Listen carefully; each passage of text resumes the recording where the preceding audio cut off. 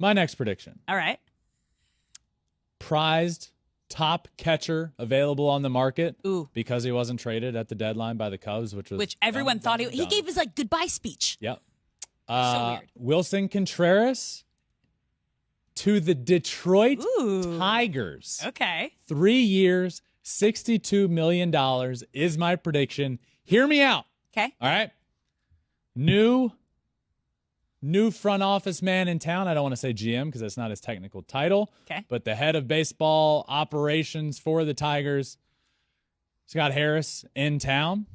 The Tigers have been a disappointment for years now.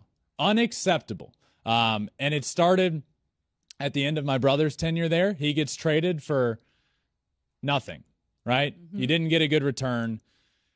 It has been an unacceptable there. The Tigers were supposed to be better last year. You bring in Javi Baez, new guy in town. I believe there's a reuniting of Cubs players, Javi Baez, Willson Contreras. And here's my reasoning. Okay. For the Tigers, they're built around their young rotation that they have. God, their rotation is so good, so young, so talented. But you look around the field and there are a lot of holes. But for me, having a catcher behind the plate to guide those guys, and Willson Contreras isn't the most well-known defensive behind the plate, calling a game, that kind of catcher. He's an offensive-minded first catcher, yes. But having a savvy vet back there, one of the better catchers in the game of baseball with a great pitching staff, a good, talented, young pitching staff. And I go back to 2005 when the Tigers were coming off of a year that was a nightmare. Mm-hmm. Lose over 100 games, one of the worst teams in baseball history, it felt like. But for some reason, Ivan Rodriguez signed there. Pudge, one of the greatest of all time. Friend of the pod. And it turned around so quickly. In 2006, a year later, the Detroit Tigers were in the World Series. And it all started with Pudge, having a guy behind the plate. I don't care what everybody wants to say. I don't care if you play baseball and you're listening. The hardest position to play on the field is catcher. You get beat up. It's a nightmare to play. And you are the field general. Everything happens in front of you. Everything. It's such an important position. For me, as a guy that wants to see the Tigers organization turn around, it has been far too long. I think Willson Contreras would be a great fit. I have heard links there. It's not like I'm pulling this out of my wherever. It is a great fit in my opinion, and I think it would be a good start to helping the Tigers turn it around. A great start already with Scott Harris coming in. Now where do you go from here? He said he wants to be players this offseason. He said he wants to make a splash. You have your shortstop, Javi Baez, coming off of a pretty bad year, pretty down year. But it's time.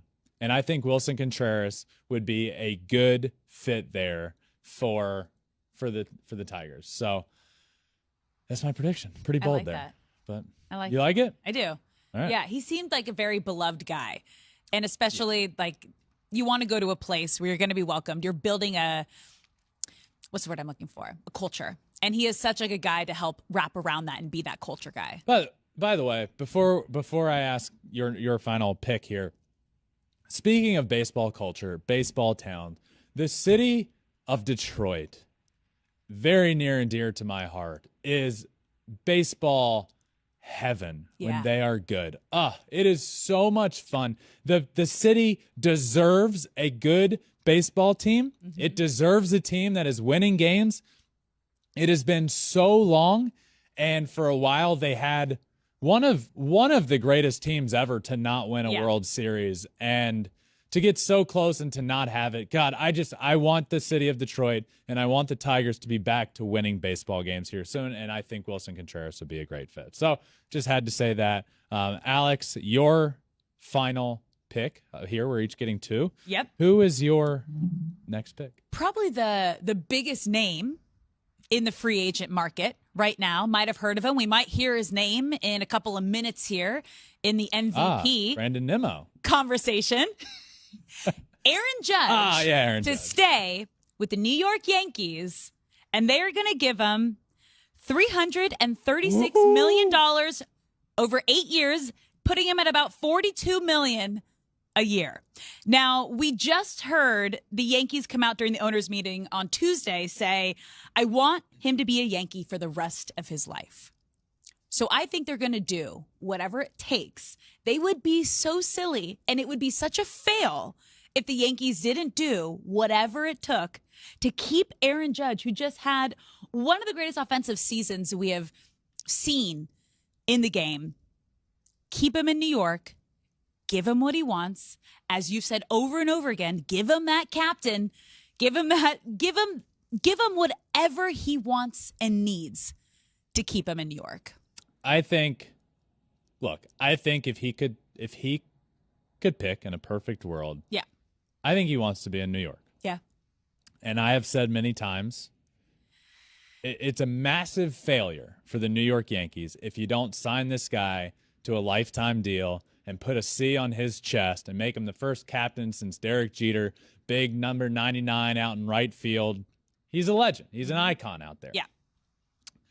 So I absolutely, if I had to pick right now, I would agree with you. I think there's one other option. I do too. I'm curious if we're the same.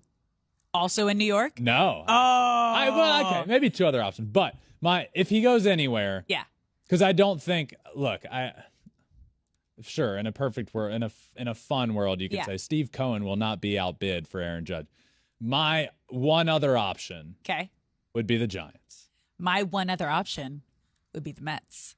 He's from the Bay Area. Okay. Grew up a fan. Grew up a huge Barry Bonds guy. We heard him talk about the home run record, saying, look, I'm a Bay Area guy. Barry Bonds holds the all-time record. That's the record he looks at. And the Giants have said, we have the capability and the money to go get him, and they will be huge players in this. So I think they'll make a hard push. That would be my one other option. Your one other option, obviously a thought in my mind. Why do you think the Mets are in play here? Because I just think they have an owner that's going to go and pay him whatever the hell he wants, and they would love to steal the Yankees' number one player and just have him stay in New York, but for the other guys. It would be, oh man. It would be tough for him to stay and live in New York and then make that switch from Yankees to Mets.